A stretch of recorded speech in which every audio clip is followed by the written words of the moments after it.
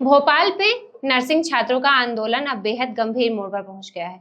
Nurses registration council कार्यालय के बाहर अनिश्चितकालीन धरने पर बैठे छात्रों में से 3 छात्र 6 मंजिला निर्माणाधीन बिल्डिंग पर चढ़ गए और आत्महत्या की कोशिश करने लगे। छात्रों के बिल्डिंग पर चढ़ते ही मौके पर हड़कंप मच गया।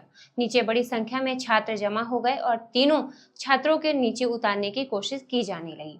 सबसे बड़ा सवाल प्रशासन की मौजूदगी को लेकर उठ रहा है। छात्रों के मुताबिक करीब आधे घंटे तक तीनों छात्र निर्माणाधीन बिल्डिंग पर ऊपर खड़े रहे, लेकिन इस दौरान कोई बड़ा अधिकारी मौके पर नहीं पहुंचा। छात्रों का आरोप है कि जब उनकी जान पर बन आई है, तब भी प्रशासन गंभीरता नहीं दिखा रहा। वहीं दूसरी तरफ नर्सिंग छात्र लगातार सरकार और नर्सिंग काउंसलिंग के खिलाफ प्रदर्शन कर रहे हैं। छात्रों ने पुतला जलाकर विरोध जताया और नोट उड़ाकर अपना आक्रोश जाहिर किया। दरअसल नर्सिंग छात्रों का कहना है कि उनका भविष्य पिछले करीब 6 साल से अधर में है। परीक्षा रिजल्ट, डिग्री और रजिस्ट्रेशन से जुड़ी समस्याओं के कारण हजारों छात्र परेशान हैं। ताजा रिपोर्ट के मुताबिक प्रदर्शन कर रहे छात्रों का दावा है कि कुछ विद्यार्थी की डिग्री और रजिस्ट्रेशन की प्रक्रिया 6 साल से अटकी हुई है। नर्सिंग विवाद में कॉलेजों की मान्यता और संबद्धता भी बड़ा मुद्दा रही है। Madhya Pradesh nursing registration counselling के अंतर्गत प्रदेश में करीब 450 से ज्यादा नर्सिंग स्कूल और कॉलेज संचालित हैं और इनमें से एएनएम, जीएनएम, बीएससी नर्सिंग सहित कई पाठ्यक्रम चलते हैं। छात्रों का आरोप है कि कई कॉलेजों की मान्यता रद्द होने और विवादों के कारण उनकी पढ़ाई और करियर पर सीधा असर पड़ रहा है। उनका सवाल है कि अगर कॉलेजों की मान्यता या व्यवस्थाओं में गड़बड़ी थी तो उसकी सजा उन छात्रों को क्यों मिले जिन्होंने फीस देकर पढ़ाई की है।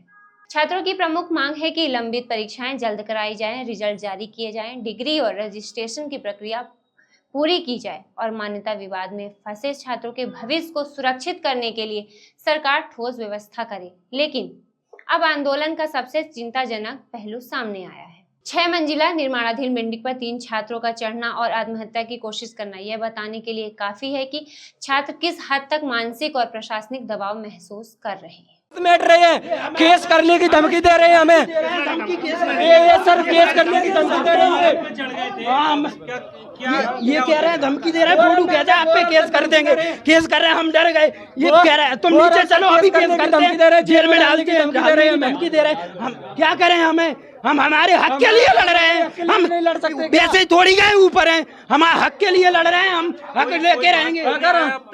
नहीं आया, कोई नहीं आया। हम हक के लिए ऊपर गए तो दुष्प्रयोग कर रहे हैं, हमारे साथ हाथ खींच रहे हैं, धक्का मार रहे हैं। छात्रों को इसलिए आत्मदाह के लिए सरकार सोच नहीं है, गूंगी बहरी सरकार सो रही है। उनको जागना चाहिए और छात्रों की परेशानी को समझना चाहिए। इससे बड़ा आंदोलन हम करने वाले हैं और सीएम का हर जगह घेराव करें और काले झंडे दिखाएंगे। हमें न्याय चाहिए, न्याय। हमें 22-23 तो हम आत्मदाह कर लेंगे। कंप्लीट नहीं हुए, 6 साल हो गए। ऐसे क्या होगा? हमारा भविष्य खराब है, मम्मी पापा परेशान है, पैसे लगाते लगाते। ऐसे तो मर जाए, इसीलिए बहुत अच्छा है।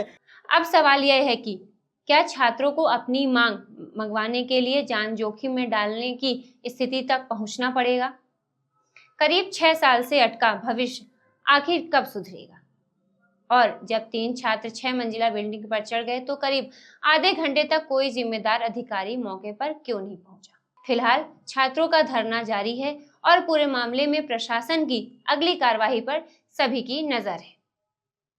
ऐसे ही नए अपडेट के साथ खबर नेशन से जुड़े रहें। खबर नेशन के YouTube चैनल को लाइक, सब्सक्राइब और शेयर करें।